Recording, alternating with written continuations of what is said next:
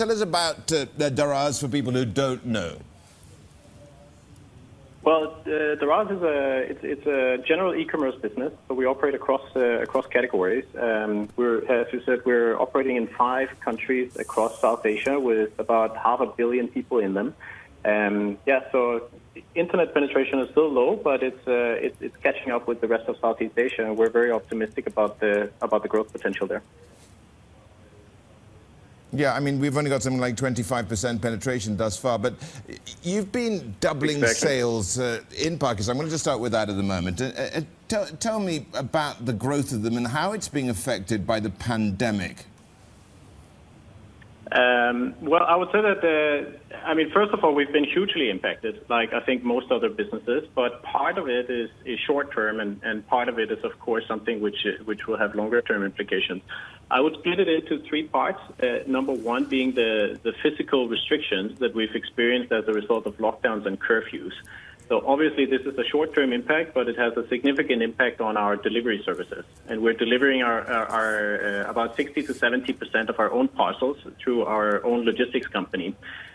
So here we're having very constructive conversations with all of the governments on how we can use our logistics infrastructure and services to provide some growth for SMEs in a tough time. And I'm pretty comfortable that over the next week or 2 we'll have stable logistics infrastructure. And that's the basis for the economic recovery that we all have to fight for. And then number 2, in terms of impact, I would say is the work processes. And this is one area where, of course, this whole work from home situation has been challenging for everybody. But I've been incredibly positively surprised. And I think here there's just a lot of learnings about the power of the digital workspace and how we can actually engage employees and improve productivity and efficiency that we also want to take after things have gone back to normal and actually implement. So this has been, I think, actually a positive. And then the last point is obviously the customer demand, where I think as many other e-commerce companies, we've seen a big surge in the demand for essential products. Tell us about where you are seeing your biggest growth. You've got Pakistan, you've got Sri Lanka, Myanmar, Bangladesh and Nepal. Yeah, so I would say that the biggest growth in the last year has come from our Bangladeshi business and from our Sri Lankan business, where we've just seen incredible growth of about 200% year on year. So this is really amazing, and it's a result of a number of different things. Infrastructure investments paying off, good government regulation and policies, and then just having the right team on the ground and doing the right things operationally. Pakistan is still our biggest market, and it's growing, as you said, about 100% year on year. So still very very high growth, and we expect that to continue over the coming years as well. Of course, Bjarke, we've seen how this pandemic has driven online sales. Do you see it as an opportunity for Daraz to take market share from brick and mortar retailers? I think that's inevitable that will happen. That this whole situation will shift or accelerate the shift from offline to online. But to be honest, it's not right now. It's not so much a fight for capturing as much market share as we can. It's about making sure that the whole economy and the businesses, they get back on track.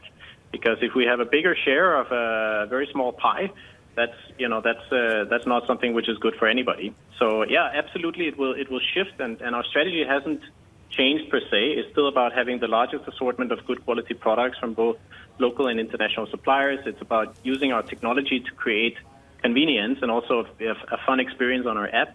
And then it's about providing high quality services across all of our channels. That's the same as before the COVID-19 situation.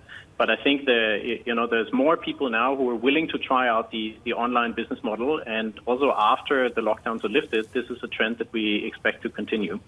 But right now we're in the same boat, and it's about getting the economies restarted and getting the SMEs back on track. Of course, Daraz was acquired by Alibaba. In terms of expertise, in terms of changes since that acquisition, what have been the major differences? What expertise have been brought over? So I'd say that the three main impacts of the Alibaba acquisition.